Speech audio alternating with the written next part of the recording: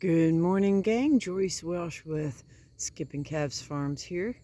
The sheep that I've got, at least the two ewes, are Katahdin sheep. A Katahdin sheep is a type of hair sheep. So if you zoom in and we take a look, you can see how her neck is smooth. Well, that's because all of her winter coat has been rubbed off. And she's kind of scruffy along the sides and along the back. You can see how it's getting rough and woolly and really shaggy, I guess is be a good way of putting it.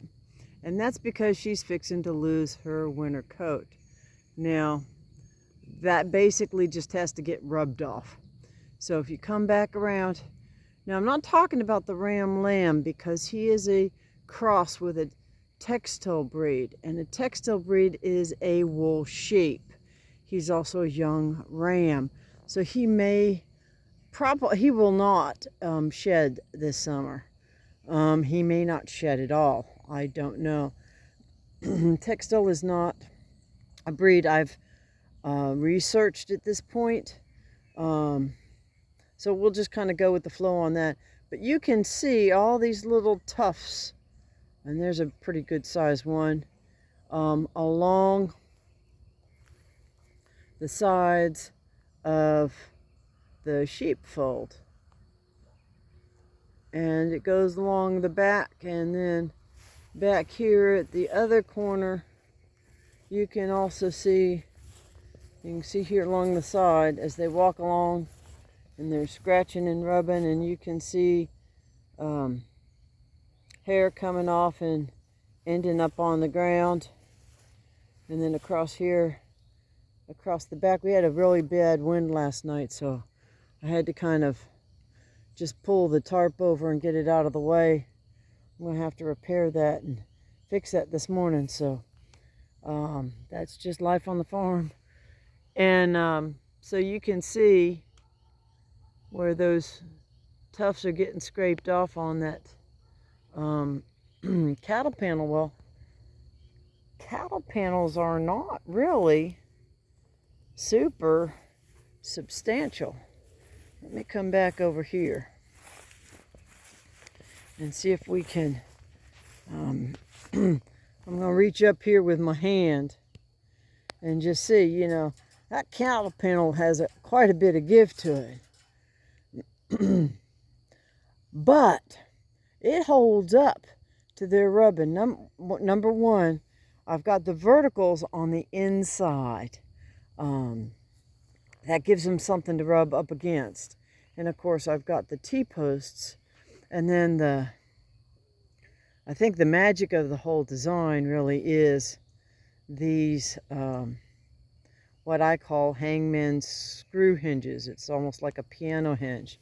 And you can see where it goes around both cattle panels here on the upright, and you can screw it down so the cross pieces on the two cattle panels are between these different screws. And you can just I can take my hand here and just turn it, and that turns it down, or in this case, the screwing it back up.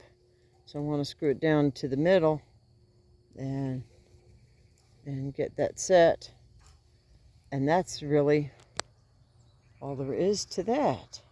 But I've got one on the top, one in the middle, and one on the bottom. And I can also leave those hinges on, and that hinge, because it's just a spring, goes 360 degrees.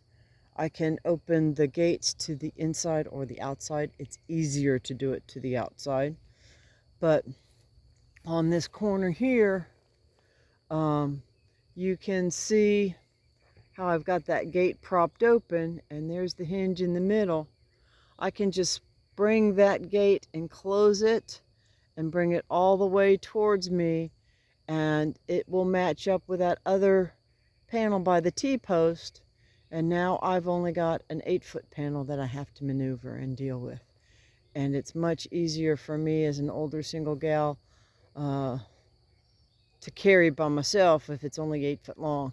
When it's 16 foot long, it's really kind of hard to maneuver. But that coil spring is one of those kinds of designs and ideas that you can use and repurpose in a lot of different ways. I came across it originally. It was a really tiny, pencil-sized, expensive, fancy stainless steel screw that you could wrap your poly braid around and loop as a bee supply for maintaining the conductivity of the wire by twisting that around wires that were twisted around themselves. It was very quick to connect and disconnect.